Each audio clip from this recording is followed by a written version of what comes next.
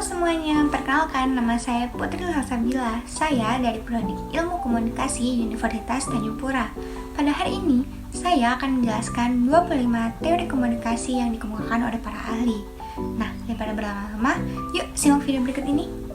Teori komunikasi behaviorisme. Jenis teori ini mungkin sudah sering Anda dengar.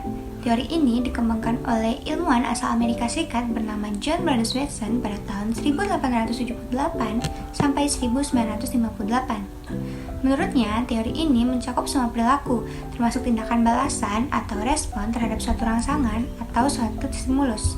Artinya, bahwa selalu ada ikatan antara stimulus dengan respon pada perilaku manusia. Jika suatu stimulus atau rangsangan yang diterima seseorang telah teramati, maka dapat diprediksikan pula respon dari orang tersebut. Teori komunikasi humanisme. Teori ini dikembangkan oleh Neil pada tahun 1977 yang diilhami oleh perkembangan teknologi psikologi. Komunikasi humanisme pernah diimplementasikan dalam dunia pendidikan melalui humanistic curriculum. Isi teori ini lebih menekankan pada pembagian pengawasan dan tanggung jawab bersama antar peserta didik, dengan harapan nantinya peserta didik dapat menyesuaikan dalam kehidupan bermasyarakat. Teori informatif. Teori ini dikembangkan oleh Shannon dan Weaver pada tahun 1949. Teori ini merupakan salah satu teori klasik, di mana teori ini menitik beratkan pada komunikasi sebagai suatu transmisi pesan, dan bagaimana transmitter menggunakan media dalam berkomunikasi. Dalam hal ini, jika sinyal media yang digunakan baik, maka komunikasi akan berjalan dengan efektif. Begitu pula sebaliknya, apabila sinyal media tidak baik, maka komunikasi tidak akan berjalan dengan lancar.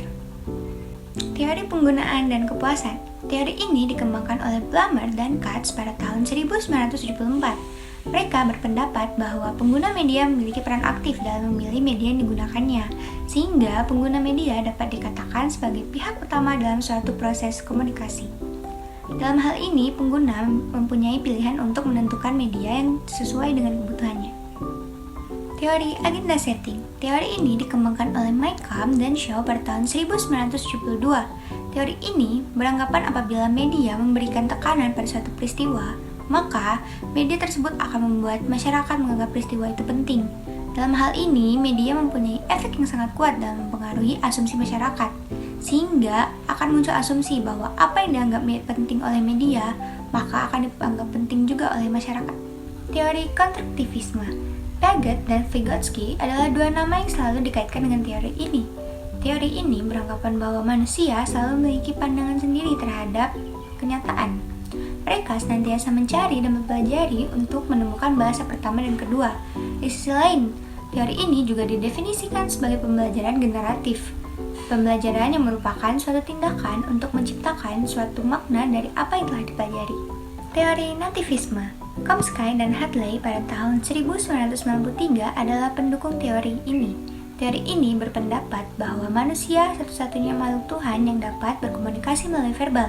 Di sisi lain, bahasa merupakan suatu yang kompleks. Oleh karenanya, manusia senantiasa belajar untuk dapat berkomunikasi dengan makhluk Tuhan yang lainnya.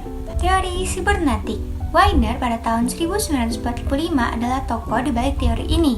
Teori ini tergolong teori baru sejalan dengan berkembangnya teknologi informasi dan ilmu sosial. Teori sibernetik ini merupakan suatu sistem pengontrol yang didasarkan pada komunikasi antara sistem dengan lingkungan dan antar sistem itu sendiri. Pengontrol dari sistem berfungsi dalam memperhatikan lingkungan. Penerapan teori sibernetik ini biasanya diperuntukkan kepada siswa agar mencapai hasil yang efektif. Teori kognitivisme.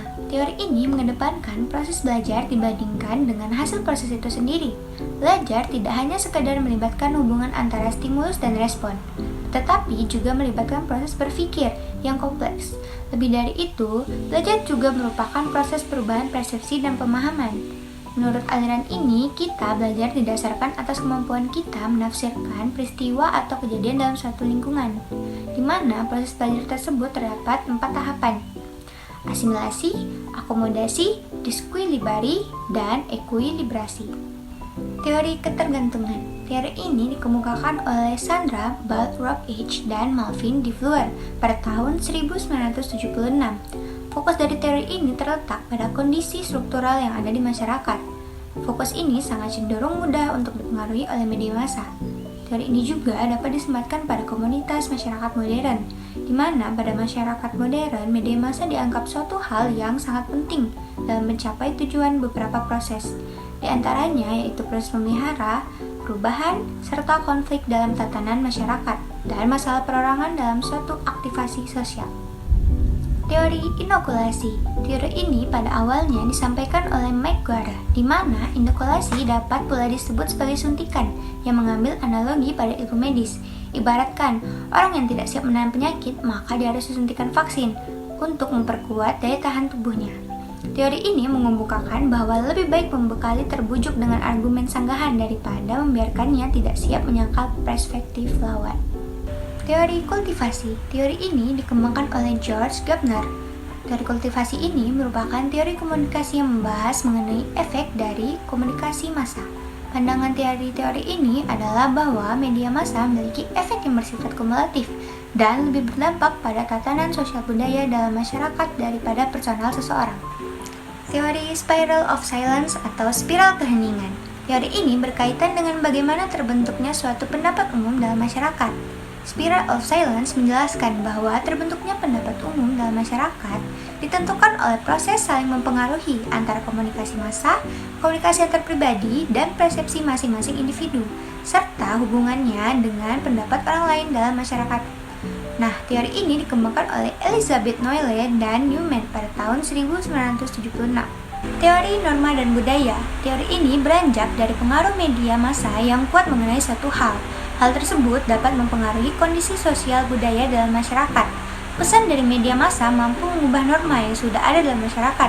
Di sisi lain juga mampu memperkuat norma yang ada dalam masyarakat. Lebih dari itu, mampu menciptakan norma baru dalam masyarakat. Teori belajar sosial. Teori ini dikemukakan oleh Bandura pada tahun 1925. Ia mengemukakan bahwa perilaku manusia dalam konteks sebuah interaksi yang tingkah laku terdapat hubungan timbal balik yang saling berkesinambungan. Interaksi terjadi antara perilaku kognitif dan pengaruh lingkungan. Pengalaman melalui observasi dan pengamatan terhadap suatu pesan yang disampaikan menjadi suatu hal yang penting dalam teori ini. Dalam teori ini terdapat 4 tahapan. Yang pertama, pembelajaran sosial terjadi atas adanya perhatian dari individu. Kedua, pembelajaran sosial dilakukan melalui ingatan. Ketiga, pembelajaran sosial dilakukan melalui tindakan. Serta yang terakhir yaitu pembelajaran sosial dilakukan atas dasar motivasi dari masing-masing individu. Teori dependensi efek komunikasi massa. Teori ini merupakan salah satu dari teori komunikasi massa. Dependensi efek komunikasi massa beranggapan bahwa kepercayaan individu kepada media akan berkembang apabila kebutuhan informasional yang tidak dapat ditemukan dalam pengalaman langsung terpenuhi. Massa dinilai bergantung pada media untuk mencapai tujuan. Ini merupakan pendekatan konsisten dengan gagasan dasar dari model penggunaan. Little John menilai ketergantungan seseorang dinilai dari jumlah dan sentralitas tentang fungsi informasi yang disajikan, serta stabilitas sosial. Semakin penting media terhadap individu, semakin tinggi pula nilai dari media tersebut.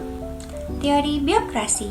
Teori ini digunakan untuk komunikasi organisasi. Max Weber pada tahun 1948 mengungkapkan bahwa model biokrasi seringkali dipakai untuk mencapai komunikasi organisasi yang efektif. Menurut Weber, ada 8 karakteristik struktural terkait biokrasi organisasi, yaitu yang pertama, terdapat aturan dan prosedur sesuai standar. Kedua, mampu meminimalisir pekerjaan yang sulit. Ketiga, hierarki organisasi yang struktur.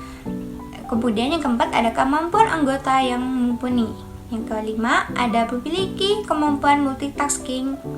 Yang keenam, ada profesionalitas yang tinggi. Kemudian yang ketujuh, ada uraian tugas yang terstruktur dan teratur. Dan yang terakhir, ada rasionalitas untuk mencapai keberhasilan. Teori analisis transaksional.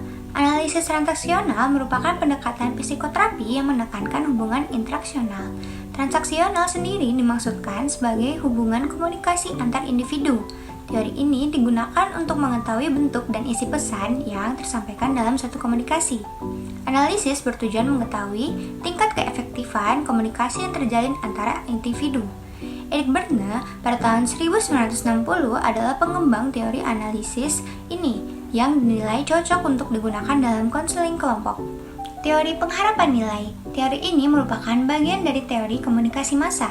Teori pengharapan nilai bertujuan untuk mengetahui pengaruh penggunaan media terhadap massa dan nilai dari kepentingan penggunaannya. Sikap seseorang terhadap segmen-segmen media ditentukan dari evaluasi dan perspektif mereka terhadap media tersebut. Teori ini merupakan turunan dari teori use and gratification.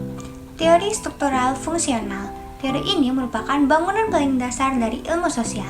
Beberapa tokoh yang mencetuskan teori ini diantaranya ada Auguste Comte, Emile Durkheim, dan Herbert Spencer. Pemikiran struktural fungsional dipengaruhi oleh pemikiran biologis yang menganggap masyarakat yang saling ketergantungan akibat konsekuensi dari bertahan hidup.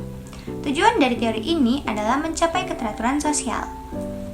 Teori difusi inovasi.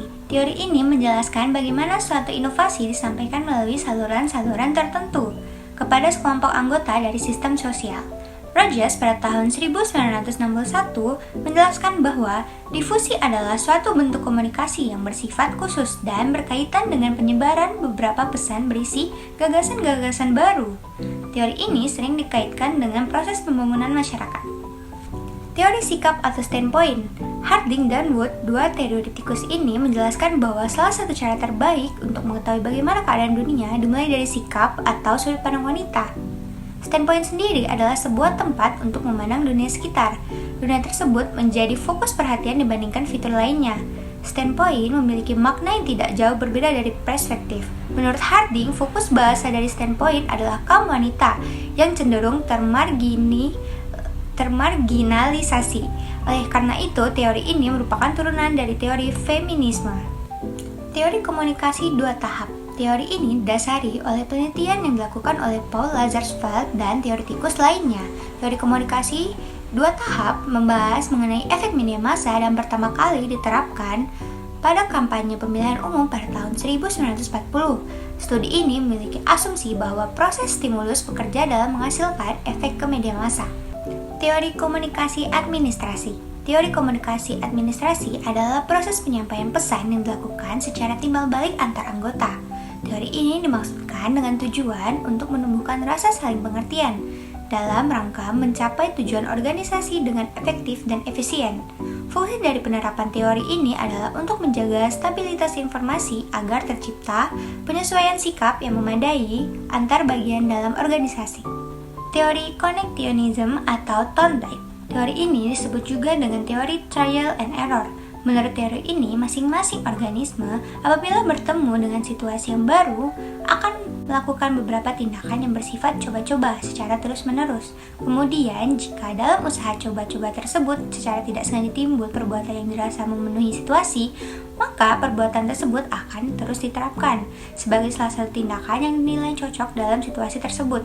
Dengan percobaan yang dilakukan secara berkelanjutan, maka perbuatan tersebut menjadi suatu kebiasaan dan semakin efisien untuk diterapkan.